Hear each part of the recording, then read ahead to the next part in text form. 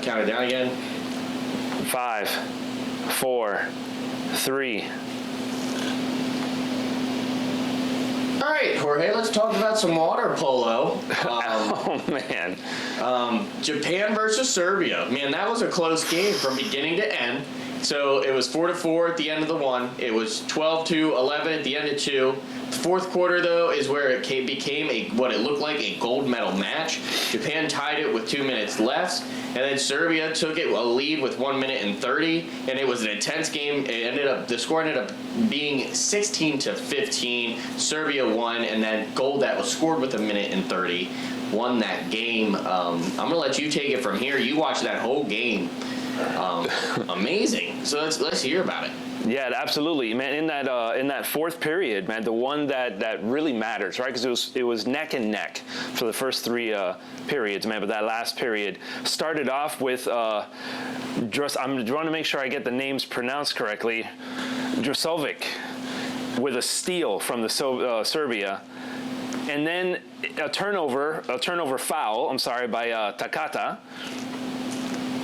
Mitsuru. I don't know. I get so much joy and delight from saying Japanese names. I don't know. This is because of my martial arts background in karate. Really good match here. And then towards the end, this is where it gets really interesting. Towards the end, and it was neck and neck. I don't know if people realize how hard water polo is. Their feet are not on the ground. No, yeah, I know. They're treading the whole game. Yeah, it's crazy. Treading water, and then to be able to bring half their body out of the water to throw the ball in the same fashion you would handball. So it's the same size ball. Yeah. Same size ball. It's handball in the water. Yes, handball in the water. The United States has been good at water polo for a long time, but still can't get good at it. To be honest with you. Yeah, I mean, a different set of skills. I mean, we have a team of Aquamen. Yeah, exactly. And then Batman on the floor instead of Superman. That's all. They're part of Group B. So the other part of Group B was played earlier today. We have one more game being played even later today. At about, I think it's 1:30. But Australia and Spain played. It was Group B, match 1. It was the primary round. I'm never good at pronouncing that word. Very well fought. This game was great too. It was Australia who ended up losing, but man, it was a good match. It was a very good match from beginning to end. The final score being 5-9. First period it was 1-2. Second period it was 3-5. Third period 4-8. Fourth period 5-9. And that's where it ends up being. It was 1 goal scored by both teams in the fourth. It was a 3-period score. It was a 3-period score in the second from Spain that ended up taking this team to victory, and it kind of cemented their victory for the rest of the match. Jorge, were you able to watch this, or how were you? Have you been able to watch this? A little bit of it. The last shot made by, or the last post, as they call it, the last goal that was made by Spain.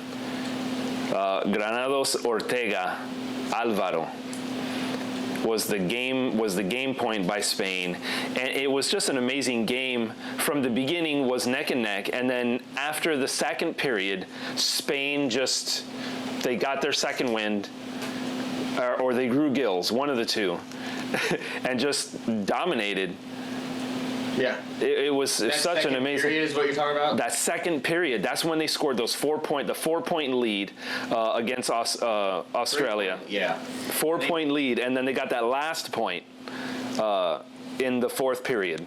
Yeah, and that ended up pushing them over the edge. So, final score there 5-9 for Group B. So now, as we know it, Spain, and now the next round that has not happened yet will be France and Hungary. I think that would be good to watch. So, and then the quarterfinals. Round of Group A. This has not even started yet, but I'm just going to let you know the matches for today. The United States takes on Italy at 9 a.m. Of course, the United States are medal favorites in water polo. Always are, always will be. then we will see Croatia versus Montenegro, and then Romania versus Greece. You can catch that at 15:05, which, in other words, Jorge, that's 3:05, isn't it? I believe so. Miami 3:05. All right, sweet. There we go. So, but you know which sport we didn't talk about yet that we normally always talk about? What? Basketball. Basketball. Oh, Jorge, you're right, man. Thanks for catching me on that one. Let's talk about some basketball. What do you want to talk about today? I am upset. I think I have a feeling. Yeah. You have a huge feeling. I am very upset. The reason that you were at my house at 5 a.m. this morning. That's right. Yeah. South Sudan versus Puerto Rico. Oh, that's who you were going to talk about? Yes. Man, it was neck and neck for the first half. And then I don't know what happened with Puerto Rico. I don't think they switched out players. If they did, they didn't do it often enough because they got tired. Granted, South Sudan, their players are taller, which means they have more reach than the Puerto Rican players. But the first quarter was taken by Puerto Rico. The second quarter was taken by South Sudan. Third quarter and fourth quarter again. We started off strong, but then we slowly started getting tired. Yeah, I have it written here. I said it was a close game, but South Sudan ended up on top by a huge margin after a late third quarter and early fourth quarter run. But the game was close. It just might not look like it. So that's what I have put down in my book. Yeah, the game was close. The ball went back and forth through the court every single quarter. Yeah. Back and forth, up and down, lots of shots missed. It was a really good game, a really tough fight. It was just unfortunate that Puerto Rico didn't have enough steam to take the win. Well, it was Tremont Waters who was the big player there with 18 points, and Jose Alvarado with 26 points. Those two guys were the big players for Puerto Rico. They also went, Waters went 16 for 19, so 32% shooting, but Jose Alvarado went 56% shooting, 75% for 2 points, 30% for 3 points. He played very, very well. And then South Sudan really passed the ball well, too. It was Carlique Jones and Naomi Omot, who I would say are the two big performers there. 47% for Cleric and 50%, I guess, for Meryl Shoyok, who ended up getting 15 points. So good work there from Puerto Rico. They just could not hang with South Sudan, who I think in my opinion, this was a little bit of a surprise, but we're going to see how Puerto Rico plays. It was a very big surprise for me because two things that we do well is basketball and baseball. Not today. Yeah, not today. Today. Well, I mean, it proved not that they didn't do good. They didn't do good. Jorge, what are you doing? South Sudan did better. Yeah. Jorge, what are you doing July 31st? I will not be in town. I will be in MIA. All right, 301. 305. Whatever. Jorge, so Puerto Rico will take on Serbia on the 31st of July. So that will be interesting to keep an eye on there. I will definitely be keeping an eye on it. I'll probably, I might go live with you, and we can do something live from where I'm at. Yeah, we can always figure out. We'll figure something out, my friend. Always figure out something. So, one other thing I want to talk about today as we get ready to finish up are the medal events that are up and coming. We had some medal events that have already occurred today, but none that the United States were a part of, so we're not going to talk about it. We're not biased at all. All right, so the rest of the competition slated up for today. You're going to see some good action today. We've got to see some shooting already. The United States was not necessarily in it, so not going to talk about it. But as it's going on as we speak, cycling, mountain biking, Batten Haley and Blunk Sylvia are right now in the mountain biking. In the swimming, we're going to see Foster Carson at 14:30, which is just here in about an hour or so. Then we also, in about an hour or so, are going to see Gretchen Walsh, Jorge's favorite, as well as Nick Fink at about 15:45. Those are your United States people going for medals today.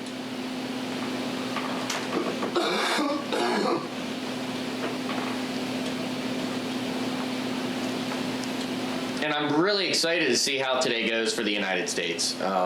Really hoping we can start pulling out some of those medals. Right now, we only have 2. Or I think we have 3. Yep.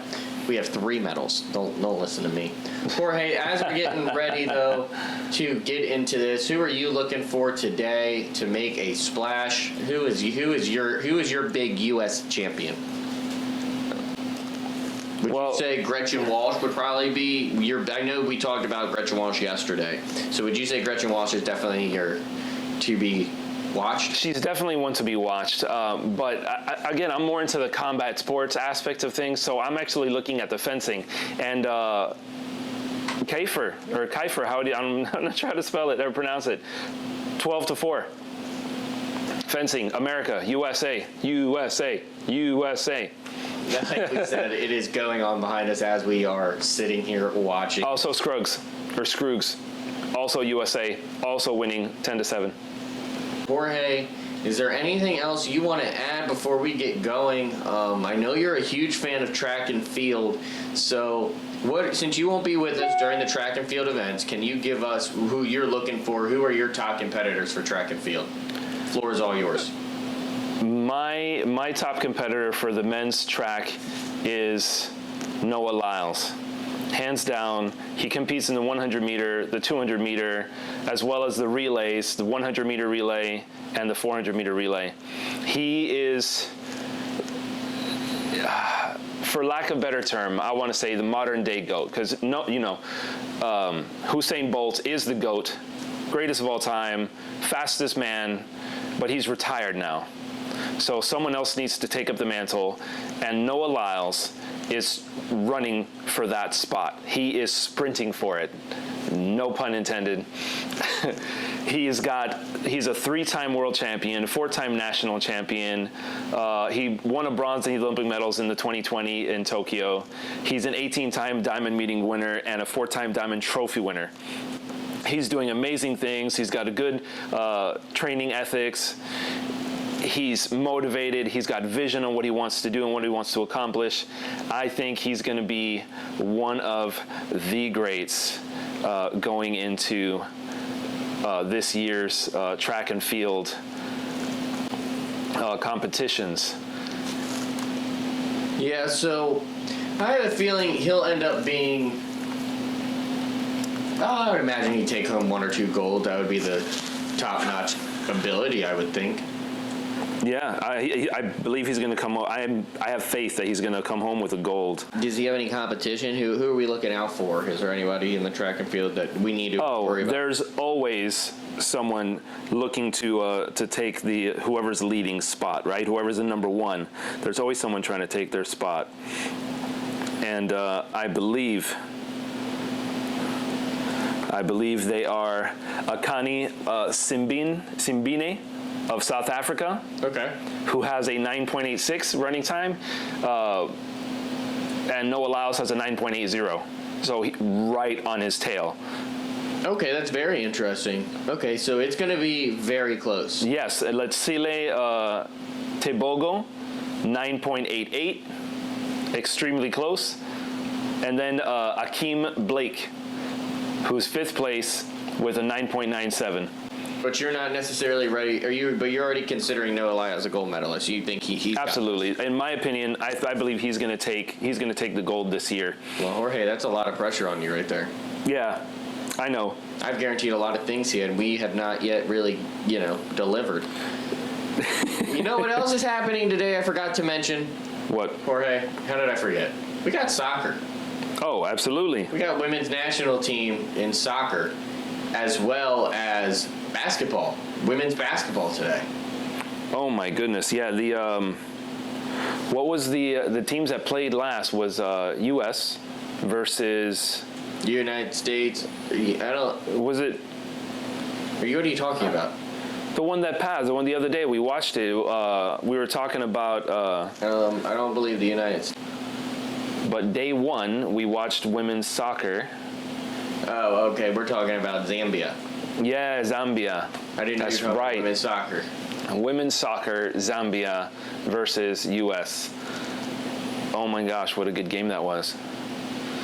Oh my goodness, yeah. The United States destroyed. Absolutely. We played amazingly, but we have a way tougher opponent. It's Germany.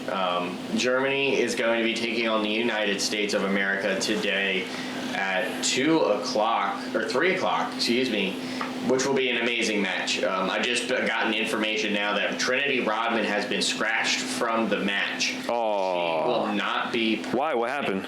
It just says she's been scratched. I do not know. I think it just says that she has to miss. I don't know if she got a red card or what, but she has to miss the next match. That is ridiculous. Huh? I was about to say some colorful metaphors, and I held my tongue. Rose Lavelle, Sophia Smith, Mallory Swanson, Crystal Dunn, Alyssa Nair. They're all healthy to go, ready. I would imagine that Lynn Williams would take over for Trinity Rodman. She was the first one to be subbed in just the other day, so I would imagine she'd take number one over her. So that would, I would imagine, be your spot person to take over Trinity Rodman right there. The next thing, the women's basketball. Jorge, are you a fan of basketball? I am a fan of basketball. Well, Jorge, then it's time for some USA basketball, and it is Nikolai Jokic and Bogdan. How do you pronounce it? Bogdan Bogdanovic. Okay, and they will take on Steph Curry, Anthony Edwards, LeBron James, Kevin Durant, Derek White, Tyrese Halliburton, Jason Tatum, Joel Embiid, Drew Holiday, Bam Adebayo, Anthony Davis, and Devin Booker. Tell me that we have better players or players with better statistics without saying we have better players with better statistics. Very easy. I just announced every single one of those names, and it's not just because I'm American, but because I can sit here. They have the records. They do have the records. I would agree with that. King James. Holding the flag with Coco. That's right. They were having a good time. They were a good part of the ceremony. I mean, just listen to this. All right, guys. So the last thing I just wanted to say was a thank you to Jorge Vasquez for joining me the last 2 days. He will sadly not be able to join us for at least tomorrow.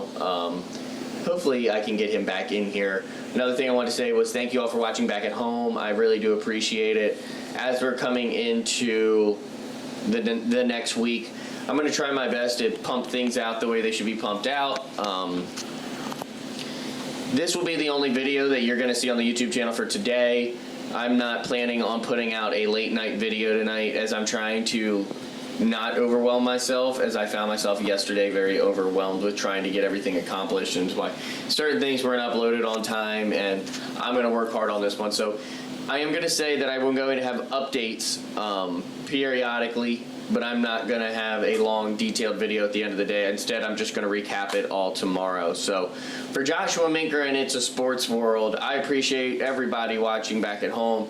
And thank you, Mr. Jorge Vasquez, once again for joining us. I appreciate you, and I hope you have a good rest of your day.